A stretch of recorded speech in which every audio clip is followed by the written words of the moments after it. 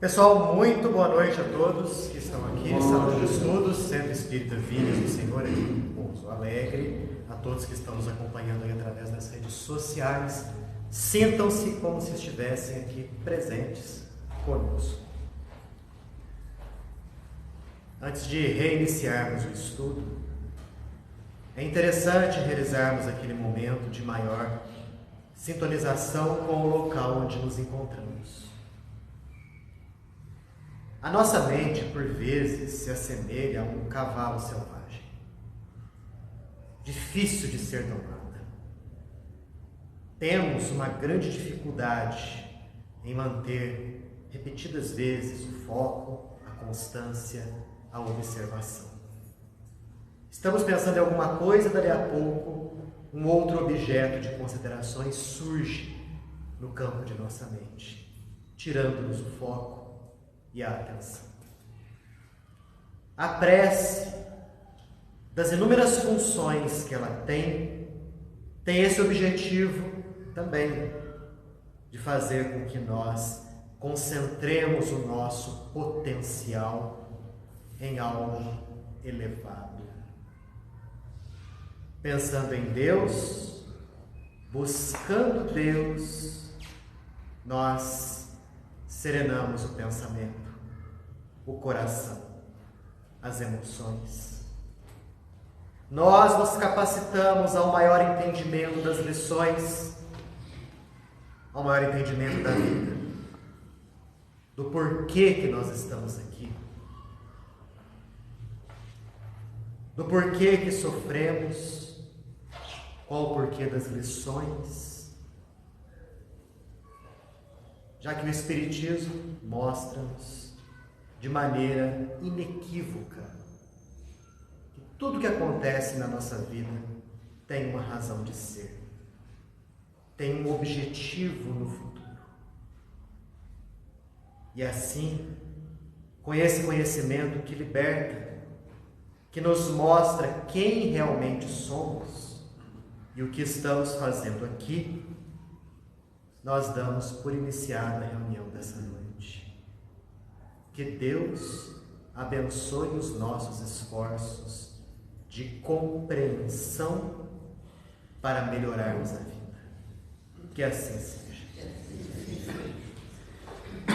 Pessoal, é o seguinte, o livro Céu e Inferno, começamos o estudo dele já faz alguns meses. E quando nós iniciamos, eu havia falado a vocês que o livro é composto de duas partes. A primeira, uma série de considerações sobre inúmeros assuntos que se interligam, óbvio. E a segunda, a parte relacionada aos exemplos, quais sejam os depoimentos dos espíritos desencarnados nos mais diversos níveis evolutivos. Hoje nós iremos iniciar justamente essa segunda parte, no capítulo 1º dela. Nós não vamos hoje falar acerca desses depoimentos, desses inúmeros espíritos. Passaremos a fazer isso na semana seguinte, já que o capítulo de número 1 fala a respeito de um tema que eu tenho certeza, se não já foi objeto de preocupação ou um objeto de inquirição maior por parte de todos nós, que é justamente o momento da passagem, o momento do passamento. O que é isso? Gente, é aquele momento em que nós deixamos a vida material, o corpo físico, e alçamos voo para a realidade espiritual. Esse momento, todos nós, uma vez na vida, devemos ter pensado, poxa, como será que deve ser morrer? Embora já tenhamos morrido inúmeras vezes no passado, nós não temos a memória disso. Para nós, quando chegar o momento, é como se estivesse acontecendo pela primeira vez, mas não. Na verdade, soma-se inúmeras vezes o processo de desencarne, já que o número de reencarnações que já tivemos é um número elevado, indefinido até. E mesmo nós espíritas, que somos conhecedores da vida futura, nós sabemos que existe vida após a morte. Não temos crença, não. Nós temos a compreensão, que é fruto do raciocínio. Nós conhecemos a realidade espiritual, em detalhes até, através dos livros que foram psicografados, através das frequências das reuniões mediúnicas. A realidade espiritual para a gente é ponto pacífico. Mas isso não nos tira a apreensão. Será que quando chegar o momento derradeiro, será que quando eu der o último suspiro, vai doer? Será que eu vou sofrer? Esse é o pensamento que passa na mente de muitos. Kardec coloca aqui que as sensações não devem ser as mesmas para todas as pessoas, já que há casos de indivíduos que desencarnam com uma tranquilidade assim da inveja. Já outros desencarnam em convulsões, as chamadas convulsões da agonia. Por aí a gente vê que são casos diferentes, que as sensações são diferentes. Mas como saber o que o indivíduo sente? Essa pergunta, as religiões tradicionais não conseguem responder. Por quê? Porque elas se detêm nos limiares da vida espiritual. E elas não aceitam as comunicações daqueles que já passaram pelo fenômeno da morte. A ciência também é incapaz de nos dar a resposta.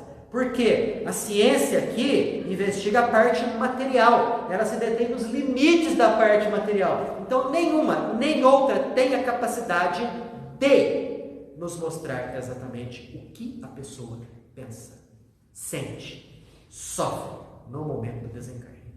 Só o Espiritismo.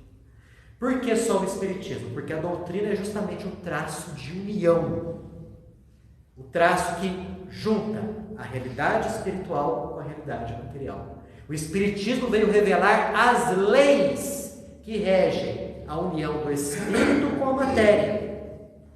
Veio nos revelar as leis espirituais que regem a comunicabilidade dos desencarnados. Então, o Espiritismo, nada mais, nada menos, é aquela doutrina filosófica que tem maior capacidade de nos orientar a respeito disso. Mesmo porque aqueles indivíduos que já passaram pelo fenômeno biológico da morte, eles vêm nos dar as suas impressões, vêm nos passar a sua experiência. Olha, quando eu morri, passei por isso, senti assado, pensava assim. Através da comunicabilidade, nós ganhamos o conhecimento, com uma vantagem. Vamos nos preparando para o nosso último suspiro, para o momento derradeiro, que é uma coisa que vai acontecer com todo mundo. Kardec mesmo fala aqui, uma viagem você pode muito bem não querer fazer, desistir de última hora. Agora, essa viagem, todos nós passaremos. Bonito, feio, rico, pobre, ateu, religioso, europeu, asiático, não interessa. Todos nós iremos passar por momento de deixarmos o corpo aqui na Terra, o corpo físico, e lançarmos voo para a realidade espiritual. Ok? Bom, como entender o fenômeno, então, do desencarne e das sensações?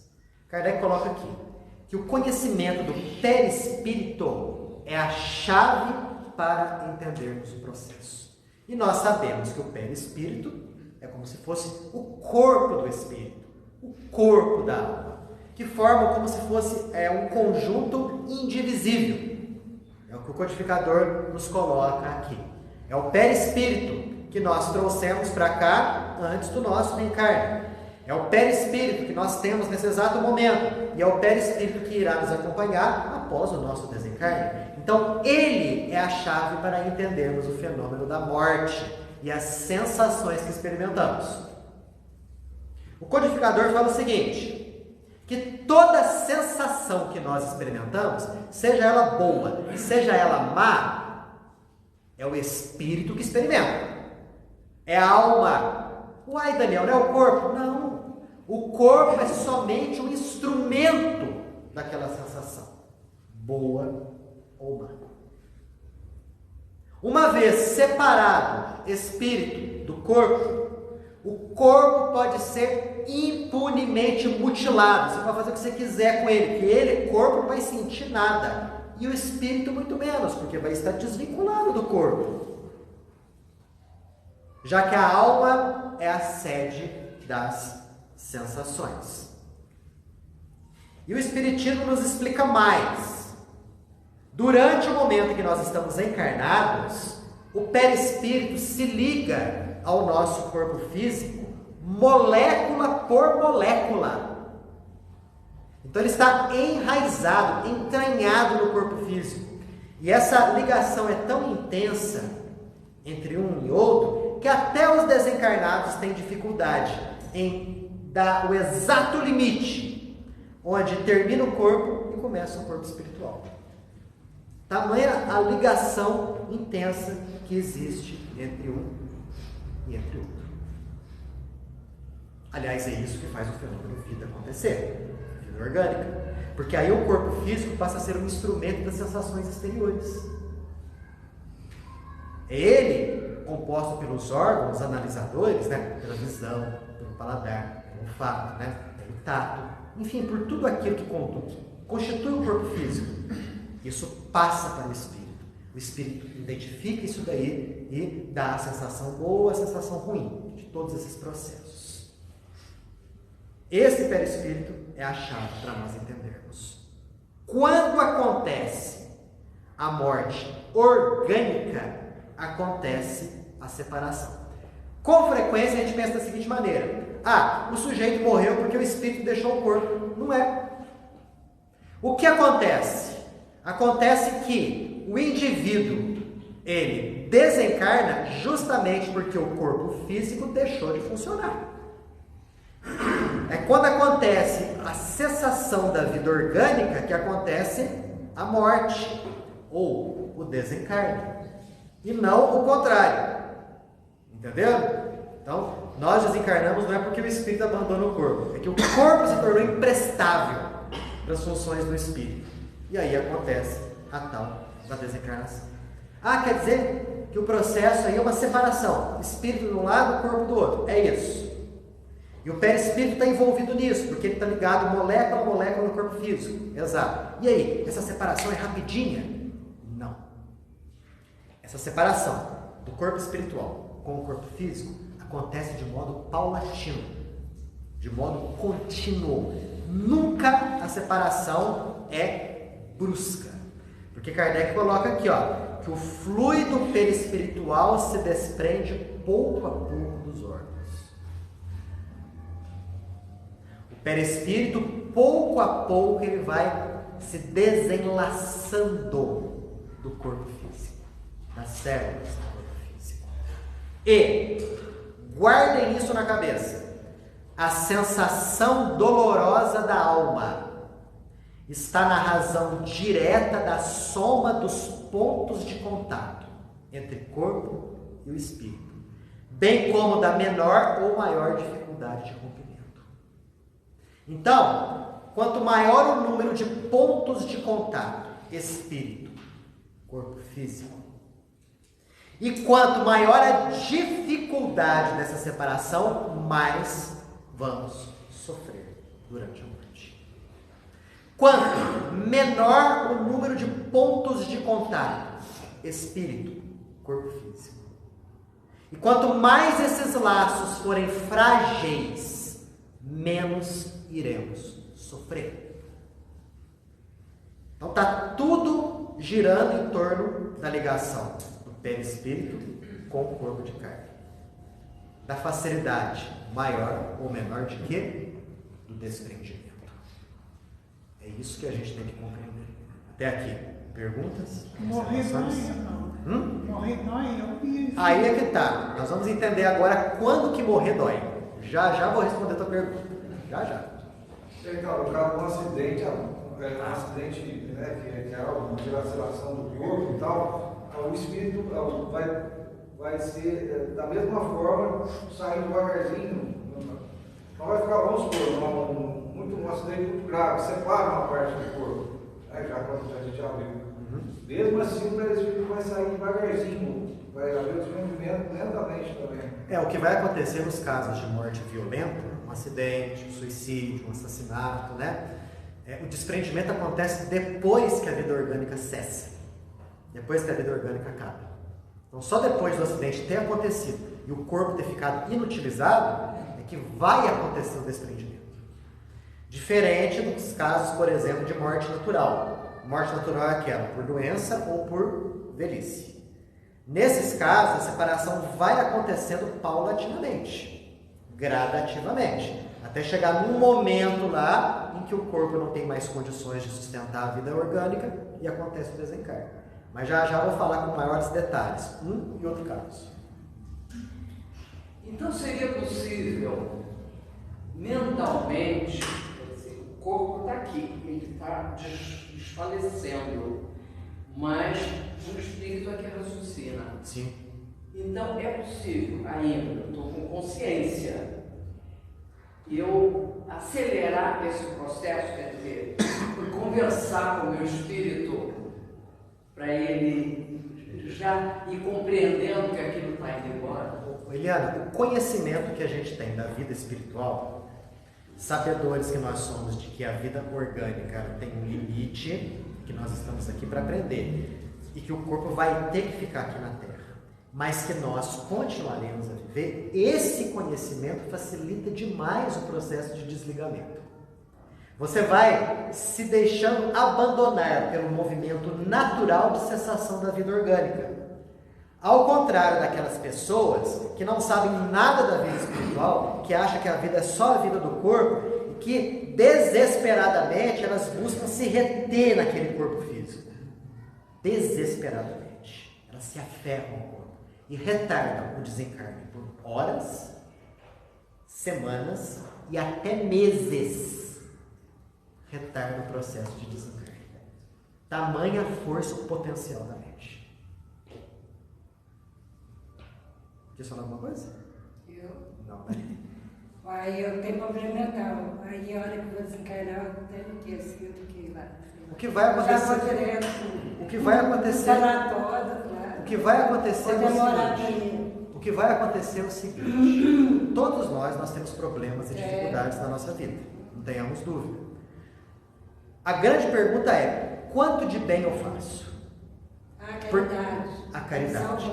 Porque a caridade, que é a quantidade de bem que a gente faz, é o principal fator que faz a gente se desvincular do nosso corpo físico com maior facilidade e sermos atendidos no plano espiritual pelos nossos amigos benfeitores. Daqui a pouco a gente comenta com maior profundidade isso daí. Mas o que é caridade? É você fazer aos outros aquilo que você gostaria que os outros te fizessem. Isso é caridade. Alguém mais? Daniel, eu assisti uma palestra faz uns 2 meses a respeito desse ponto da desencarne, da Nete Guimarães. E ela comentou, acho que você deve comentar daqui a pouco, a diferença dessa morte mais natural, essa um pouco ligada à vitalidade, né? A vitalidade vai indo embora, o corpo vai se desdobrando do espírito, então o esparecimento está acontecendo de forma paulatina. Mas em mortes violentas, o sofrimento é grande porque é muito abrupto, muito brusco. A pessoa não está preparada. Arrancar o espírito do corpo de forma. Exato. No processo de morte violenta, o espírito, a gente é pego de surpresa, né? E aí o desenlace só vai acontecer depois que a vida orgânica cessou. Mas mesmo assim ele vai ser contínuo, vai ser progressivo, e a dor ou não está justamente em razão da maior ou menor intensidade de ligação do corpo físico com o corpo espiritual. Aí você está novinho, querendo tocar a vida. O que acontece? Novinho, a vitalidade lá em cima, tanque cheio. A pessoa está com um tanque cheio em termos de energia vital. De repente, a vida orgânica cessa. A ligação que está ali está no auge. Forte. Muito forte. Então vai depender muito do grau de espiritualidade da pessoa. Vai depender muito do grau de compreensão da vida espiritual que ela tem, da tal da caridade e outros assuntos mais. Tudo isso vai ter influências positivas no momento do desenlace. Respondido? Não, eu ia pegar outra coisa sobre a cremação. Ah, cremação. Dias. Boa. Então, eu fiquei curioso sobre isso. Uma vez perguntaram isso para o Chico. A relação da cremação. O que a gente tem que pensar na cremação? Porque olha só, nesses casos de morte violenta, que a desencarnação só vai acontecer depois da morte do corpo. Porque nem sempre morrer significa desencarnar. Às vezes a pessoa morre fisicamente, mas ela continua ainda vinculada ao corpo. Aí perguntaram para o Chico: e aí, Chico, e no caso da cremação, o que vai acontecer? O Chico falou assim: ó, o nosso Emmanuel aqui orienta a guardar o corpo numa câmara fria, né, uma geladeira, no mínimo 72 horas.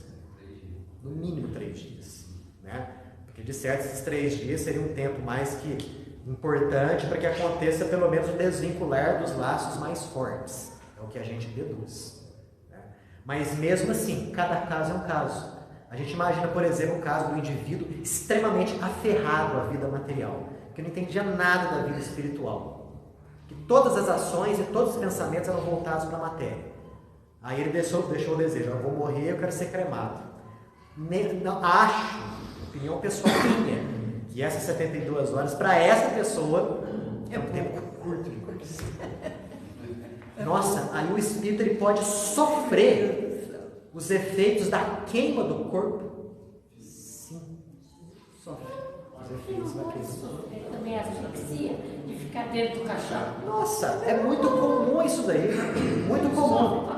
Muito comum aquela pessoa que desencarnou sem um preparo sequer para a vida espiritual, que nem pensava em vida espiritual, e de repente uma reunião mediúnica fala assim: me tira daqui, eu estou num ambiente fechado, né? O que é isso que está do meu lado? Ela está simplesmente se lembrando do momento em que ela estava ali no caixão. Não, aí que eu falo, tanto faz a cremação como enterrar, eu acho que é a mesma coisa. O cara sofre na geladeira, sofre no caixão,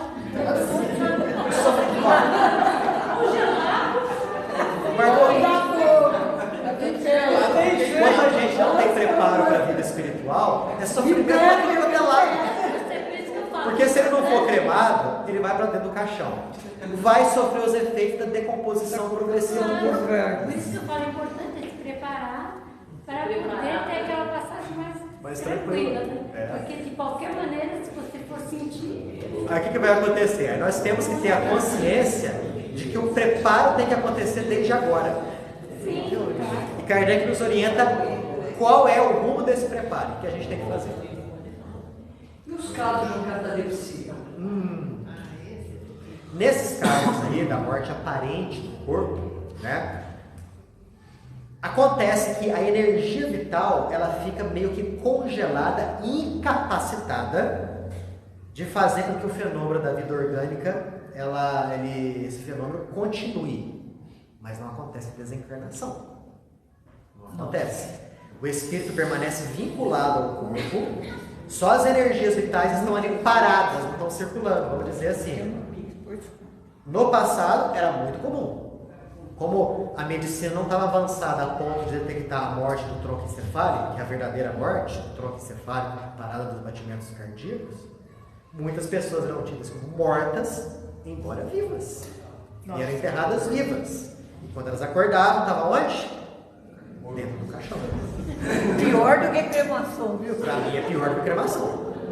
Né? Ô Daniel, Oi. é verdade que enquanto a gente está lá no velório, está lá velando a pessoa, o espírito ouve tudo que a gente fala? O que vai acontecer é o seguinte: pode ser que ele esteja consciente nesse momento, mas pode ser que ele esteja inconsciente. Mas mesmo o espírito estando inconsciente, é muito comum ele ainda permanecer ligado ao corpo, seja no ambiente do velório ou mais afastado dele. E aí, qualquer sentimento que a gente expresse, quaisquer emoções que a gente expresse, quaisquer palavras, podem repercutir positivamente ou negativamente no espírito que está ali em processo de desencarne, porque o corpo morreu, mas ele está desencarnado ainda.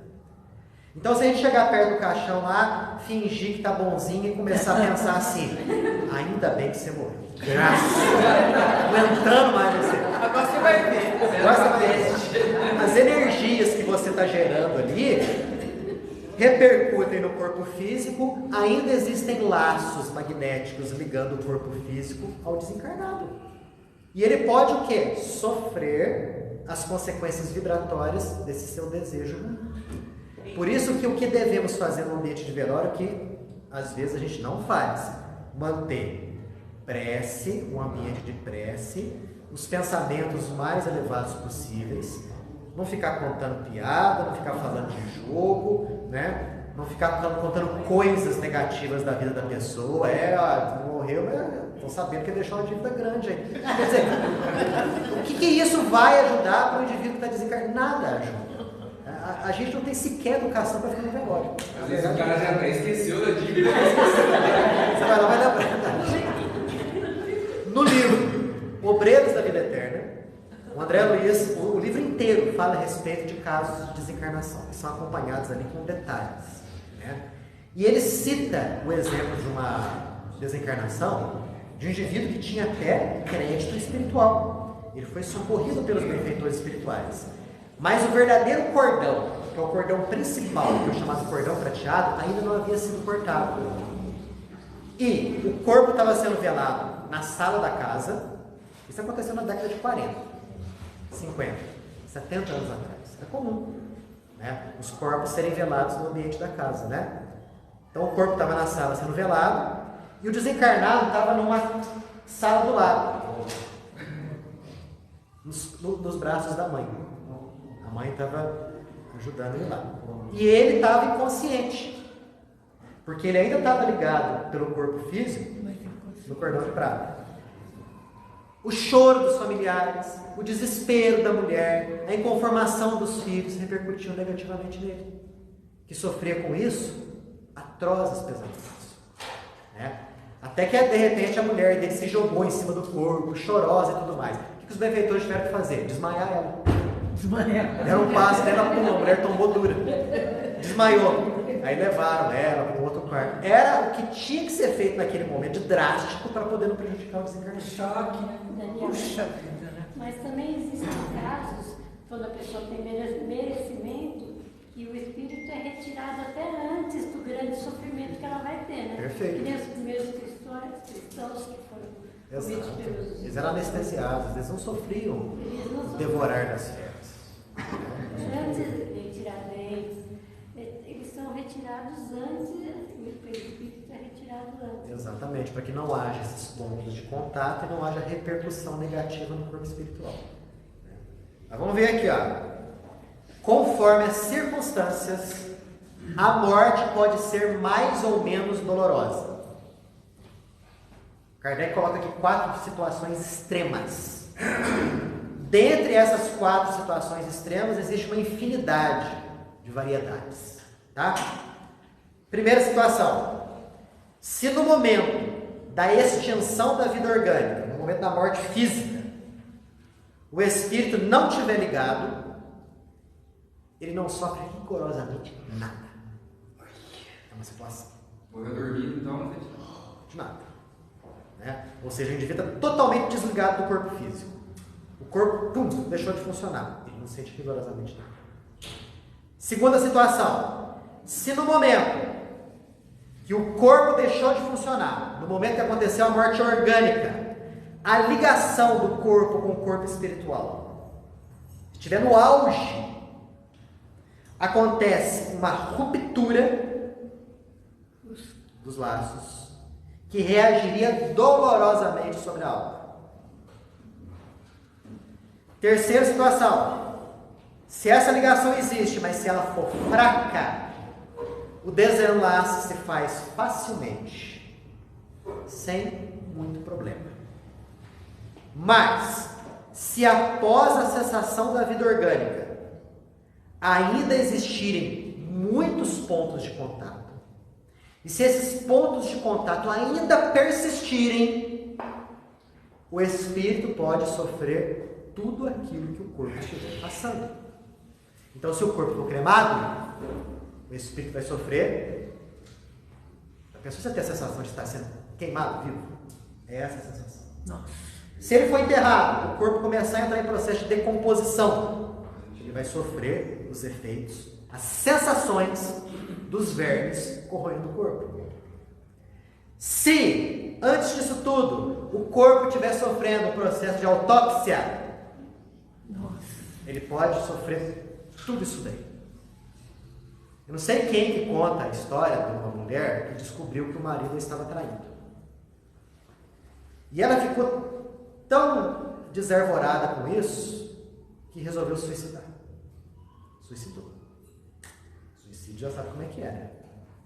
Claro que existem variações ali e tal, mas regra geral, ele permanece ali vinculado ao corpo físico. Né? Ela sofreu tudo.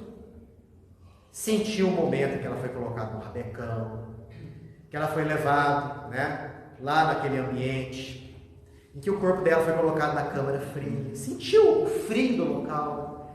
Depois sentiu ela sendo retirada daquela gavetona, sendo colocada numa mesa fria, sendo despida. Sentiu o bisturi abrindo o corpo e tudo mais. Sentiu depois costurarem. Depois, colocada no caixão, levado para debaixo da terra e sentiu a decomposição do corpo. Meu Deus. Suicídio. Gente, estamos no mês de prevenção ao suicídio. Então, Quer motivo melhor para não suicidar do que esse? Vai sofrer tudo. Você vai sofrer num nível assim superlativo. Aquilo que te incitou ao suicídio vai ser fichinha perto daquilo que você vai passar. Isso é só o começo, né? E é só o começo. Pessoas que doam os órgãos, Opa, quanto que ela sofre? Excelente pergunta. O que acontece no processo de doação dos órgãos? Primeiro, tem que ser um processo consciente por parte da pessoa. A pessoa tem que querer doar os órgãos. Nada dessa história dos familiares decidirem pela pessoa. Porque o que pode acontecer? Se a pessoa tiver os seus órgãos doados à revelia, e se ela for uma pessoa não muito espiritualizada, ainda ligada ao corpo físico, ela pode sofrer todo o processo de retirada do órgão ou dos órgãos. Então, a partir do momento em que ela decide ser uma doadora, mesmo ela sendo mais ou menos vinculada ao corpo físico, o fato dela querer ajudar alguém já atenua o sofrimento. Não significa que não vai acontecer nada. Quando os transplantes de córnea começaram, através da mediunidade psicográfica, o Chico recebeu 3 espíritos que haviam desencarnado e as suas córneas haviam sido doadas. E eles relataram dor durante o processo de retirada da córnea. Embora eles eram espíritos de uma condição boa e perceberam que o benefício a terceiros compensava totalmente aquela dor. Mas nem todo espírito é assim. Ele pode ficar revoltado, porque estão tirando algo que é dele. Ou a dor piora ainda mais a revolta.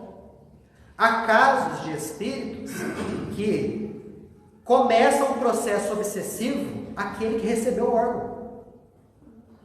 Então vamos supor que o indivíduo desencarna. Ele não era doador, né? De repente tira o coração dele e passa para outra pessoa. Além da revolta do processo, ele sentiu toda a dor de ter um coração físico retirado. Lembra? Pontos de contato? O que acontece no corpo, acontece no corpo espiritual. Porque ainda está ligado. Então ele pode desenvolver um processo obsessivo contra o receptor do coração. Ou de qualquer outro órgão. Se houver sintonia vibratória, a obsessão se consolida. Já ouviram falar de casos de indivíduos que assumem a personalidade do doador dos órgãos? Já ouviram falar disso? É uma coisa intrigante, a gente não consegue entender o porquê disso. Um dos porquês é isso aí, influência espiritual. E há casos em que acontece rejeição do órgão, porque o processo obsessivo faz com que o órgão seja rejeitado. Qual que é a opinião do espiritismo sobre doar os órgãos? É perfeito. A favor? A favor da doação dos órgãos. Desde que o indivíduo ele seja um doador consciente. Em vida, enquanto ele está encarnado, ele fala assim, ó, eu quero ser um doador de órgãos porque eu quero ajudar as outras pessoas. Esse simples movimento dele de querer ajudar as outras pessoas já atenua bastante qualquer eventual dor que ele possa ter. Embora ele também tenha que ser esclarecido de que, como ele não é talvez tão espiritualizado assim, pode ser que ele sofra um ou outro incômodo. Então, o Espiritismo considera totalmente válido. Totalmente. Mas tem que ser um movimento espontâneo por parte da pessoa. Daniel, esse esclarecimento aí que acho que é importante, né? Porque essas campanhas de doação de órgãos são muito bem ostensivas. Mas é como que você chega nas pessoas e fala, ó, você pode doar órgão, mas se você não é uma pessoa muito especializada, você não Então, aí é que tá. Aí é que tá. O que vai acontecer? O que vai acontecer? Pelo fato das pessoas não terem esse conhecimento que a gente tem, elas podem passar por situações mais ou menos aflitivas.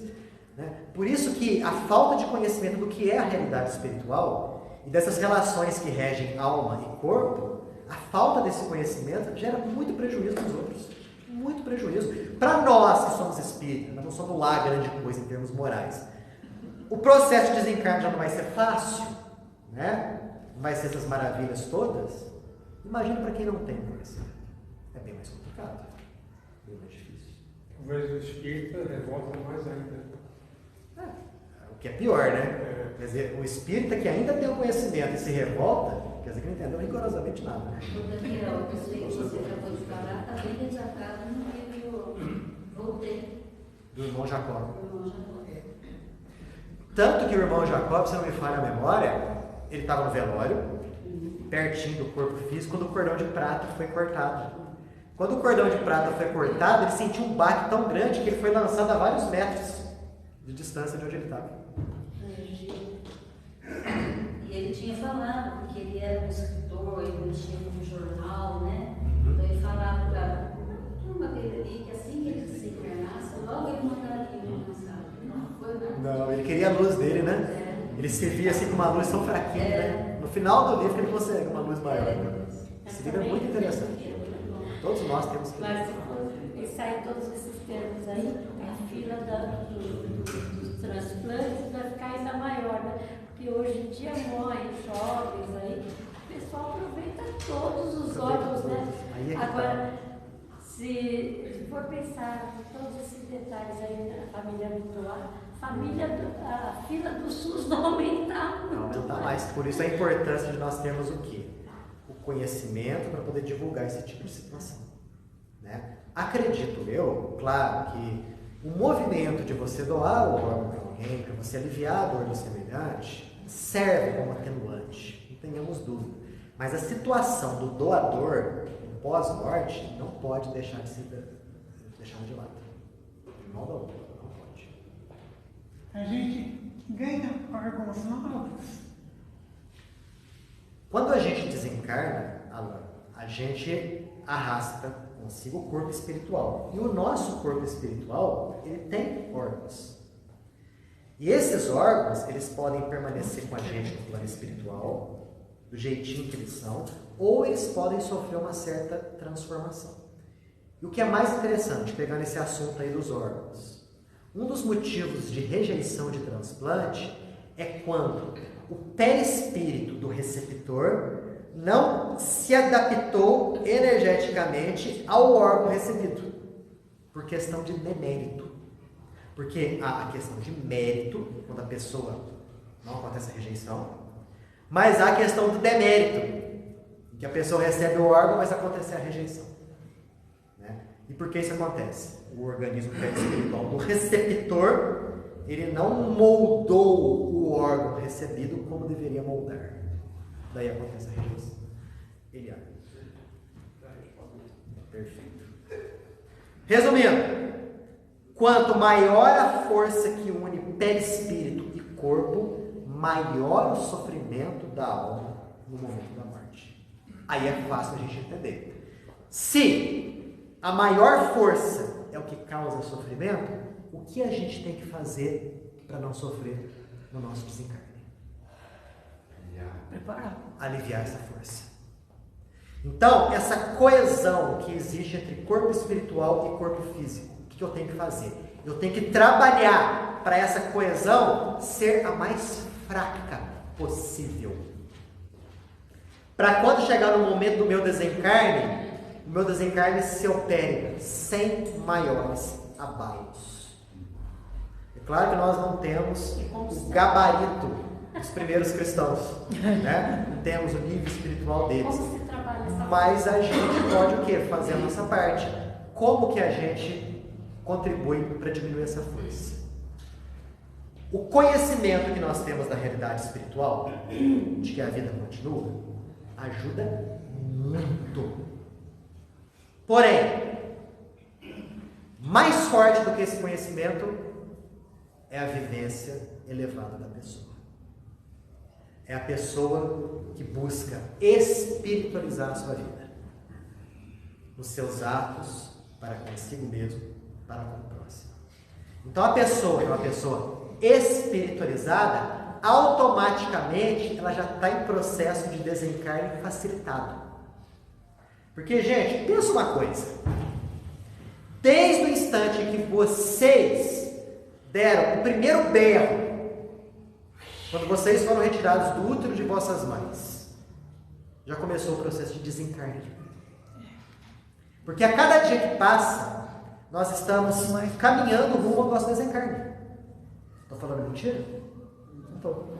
Então, acontece o quê? Da vida chegar a um auge, né, em termos orgânicos, e logo depois desse auge, a vida orgânica começa a declinar, o processo de desprendimento começa a acelerar. Se eu sou uma pessoa espiritualizada, se eu sou uma pessoa boa, se eu sei que existe a realidade espiritual, se eu me esforço para ajudar os outros, automaticamente a coesão do meu perispírito com o meu corpo físico vai ficar mais leve, mais fraca. O momento do desencarne vai ser um desenlace fácil. Agora, se eu sou uma pessoa que movimenta todo o pensamento para a matéria, para as coisas físicas, se eu não cogito de nada em termos espirituais, se eu sou um sujeito bruto, agressivo, possessivo, egoísta, eu estou fazendo essa minha força ficar no máximo. E aí no momento do desencarne vai ser muito difícil, porque das duas uma, ou eu vou tentar sair e não vou conseguir com facilidade, os meus laços têm que ser dilacerados, aí as convulsões da agonia, ou eu vou ficar com tanto medo de morrer, porque eu não sei o que existe depois, estou com medo do grande vazio, que eu vou me aferrar ao corpo. E aí eu posso retardar o meu desencarne por meses a fim. Já você está desencarnado há muito tempo, vai estar lá, grudado no corpo, por teimosia. Então, quando a gente espiritualiza a vida, a gente está investindo para ter um bom desencarne no futuro. Não há segredos.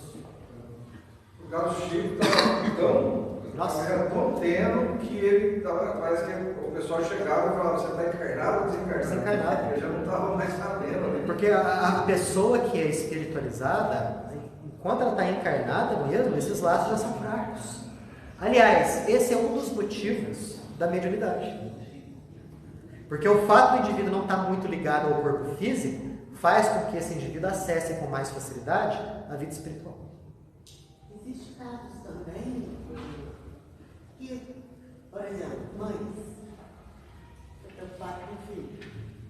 Sim. Aí fica aquele sofrimento, mas não quer sair por preocupação com o filho.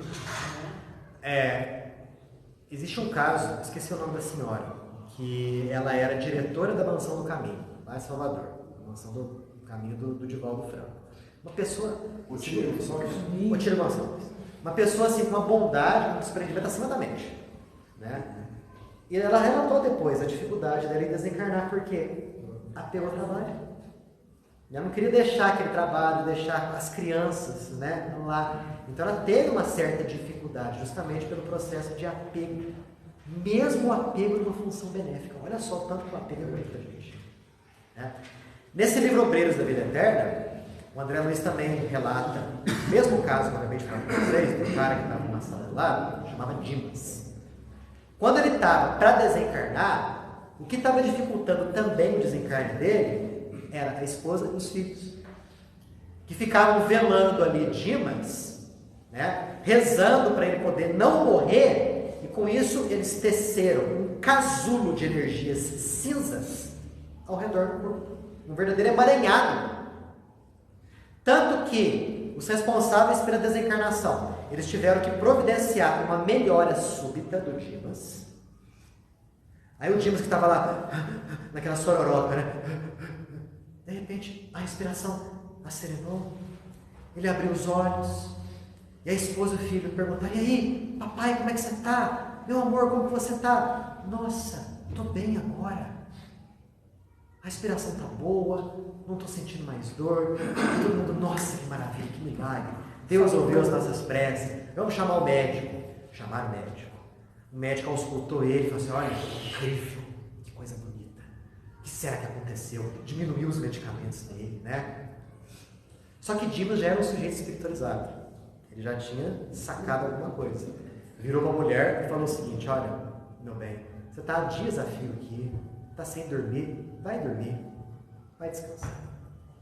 E ela, vendo o marido bem, foi lá para o quarto descansar. Já trataram de desfazer aquele casulo de energia que estava envolvendo ele, né? Começaram a desenlaçar. O interessante é que o desenlace acontece em 3 regiões específicas do corpo. A região do plexo solar, que é responsável pelo trabalho das vísceras, é a primeira região a ser desligada. Quando ele teve essa região desligada, imediatamente as pernas esfriaram. Já viram isso?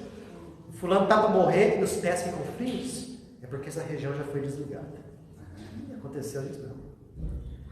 A segunda região a ser desligada, essa região aqui, ó, do tórax, o chakra cardíaco, a região responsável pelas emoções, né, pelos sentimentos, desligada. E a última região a ser desligada é a região cerebral. É nessa região que acontece o quê? A ligação do cordão prateado. É a última. Quando essa região é desligada, aí o indivíduo está totalmente livre. Uma coisa que aconteceu no velório do meu pai, que nós ficamos muito intrigados, o corpo fica gelado. Só que você colocava a mão aqui, não ficava... Estava quente. Olha que interessante. Desde até a hora que o cachorro saiu para sair, aqui estava quente. Olha que interessante. Se você está me perguntando, não sei te responder o porquê. Não, aí a porta, quando é aquela hora que a gente vai, a mão no coração. Esse é o coração quente e o coração frio. Mas essa melhora antes da morte, né? Oi? A tal melhora para a morte. Exatamente. Ô Daniel, Oi. como eu já contei para você, meu marido só conseguiu ir embora a hora que o papai, já falecido, foi dar o passo nele. Olha que interessante. Só depois disso, né? Só depois disso. Eu conheço casos também de pessoas que ficam segurando o desencarne porque estão esperando alguém da família chegar. Às vezes o filho está morando longe, um neto querido e tal, né? Só vai desencarnar depois que vê a pessoa, né? Que fica segurando, né? Não existem 2 desencarnações iguais.